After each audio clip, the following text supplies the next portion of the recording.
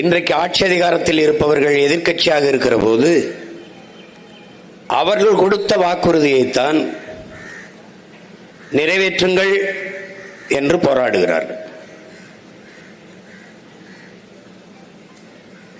இதற்கு முன்பு இந்த போராட்டம் நடந்தது. அப்போதும் நாம் பங்கேற்று மக்களோடு மக்களாக அவர்களுக்கு ஆதரவாக நின்றோம். இந்த தனியார் மயமாக்கப்படுவதை தொடக்கத்திலிருந்தே வலுவாக நாம் எதிர்த்து வருகிறோம். ஒரு அடிப்படை கேள்விதான் இங்கே,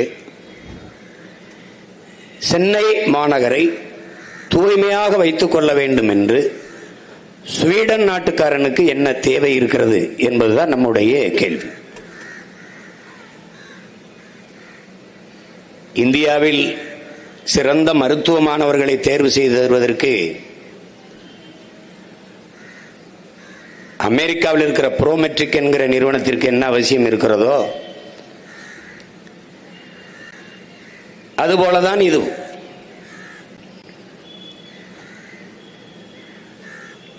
தனியார் முதலாளிகள் அவர்கள் கையிலிருந்து நமது தூய்மை பொறியாளர்களுக்கு பணியாளர்களுக்கு ஊதியம் கொடுக்க போகிறார்களா, அரசு அந்த முதலாளிகளுக்கு கொடுக்கிற காசிலிருந்து எடுத்து சம்பளம் கொடுக்க போகிறார்களா? இதுதான் கேள்வி.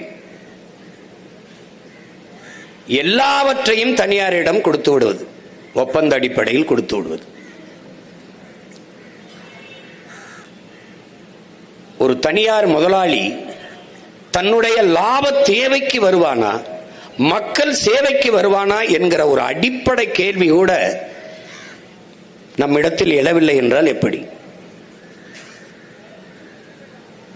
எந்த முதலாளி மக்களுக்கான சேவை முதன்மையாக வைத்து வருவான்? எப்படி முதலீடு செய்வான்? அவன் தன்னுடைய லாபத்தை நோக்கித்தான் நகர்வான். அதுதான் அவனுக்கு குறியாக இருக்கும். அப்போது அங்கள் மக்கள் சேவை என்பது கேள்விக்குறியாக மாறும். இது இந்த குப்பை மேலாண்மையில் மட்டுமல்ல, ஒவ்வொரு துறையிலும் அதுதான் நடக்கும்.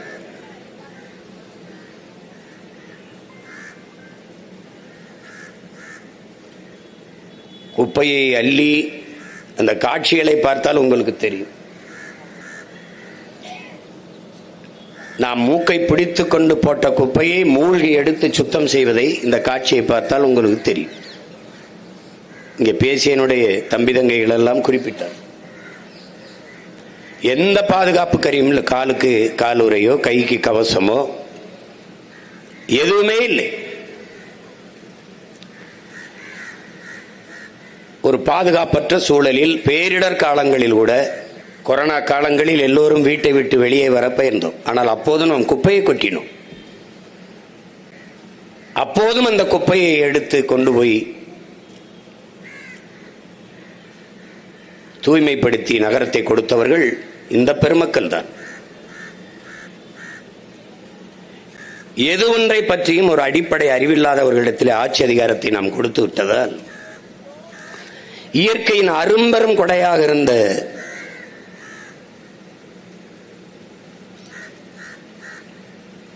ஏரிகளை எல்லாம் குப்பை மேடுகளாக்கி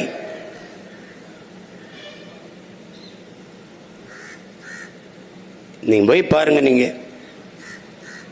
தெருவில் பயணித்து போய் பாருங்க, சாலைகளில் போங்க, மலை உயரத்திற்கு பெரும்பெரும் மலைகள் உயரத்திற்கு இந்த பாலித்தீன் பிளாஸ்டிக் கழிவுகள், திடக்கழிவு மேலாண்மை என்பதே இந்த நாட்டில் சுத்தமாக கிடையாது. நாடே குப்பை மேடாக மாறி நிற்கிறது.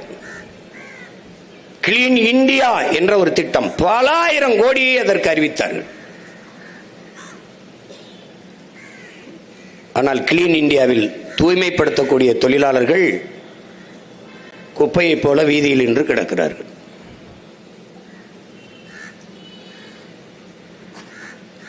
இயற்கையினுடைய அரும்பெரும் கொடை என் அருமை உடன் பிறந்தார்களே பள்ளிக்கரணை ஏரி, கடலின் நீர்மட்ட அளவிற்கே இருக்கக்கூடிய இயற்கையின் பெருங்கொடை, அருமையான ஒரு சதுப்பு நிலை ஏரி. அதை குப்பையை கொட்டி மூடலாம் என்று ஒரு ஆட்சியாளர்களுக்கு தோணுகிறது என்றால் அவர்களுக்கு அறிவு என்ற ஒன்று இருக்குமா என்பதை நீங்கள் யோசித்து பார்க்கணும்.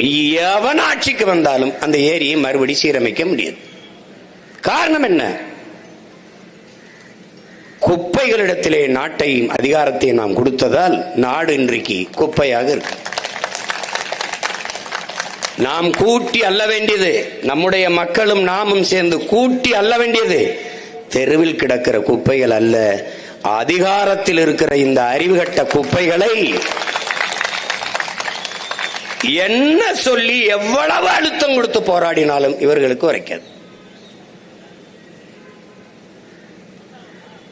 திரும்ப திரும்ப சொல்லுகிறேன், நாம் அதிகாரத்தில் தலைவர்களை தேர்வு செய்து வைப்பது இல்லை, தரகர்களை புரோக்கர்களை தேர்வு செய்து வைக்கிறோம்.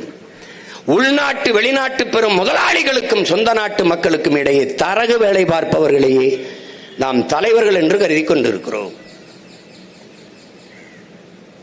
அதனாலதான் இவ்வளவு பிரச்சனைகள் தொடர்ந்து நடந்து கொண்டிருக்கு. ஒரு இடத்தில், ஒரு துறையில், ஒரு நிலத்தில், ஒரு களத்தில் இல்லை, எல்லா இடத்திலும் சிக்கல்.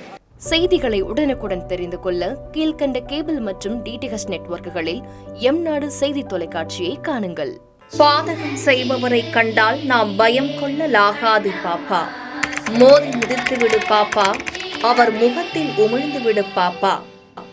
அண்மை செய்திகளை உடனுக்குடன் தெரிந்து கொள்ள இணைந்திருங்கள் எம்நாடு தொலைக்காட்சியுடன்.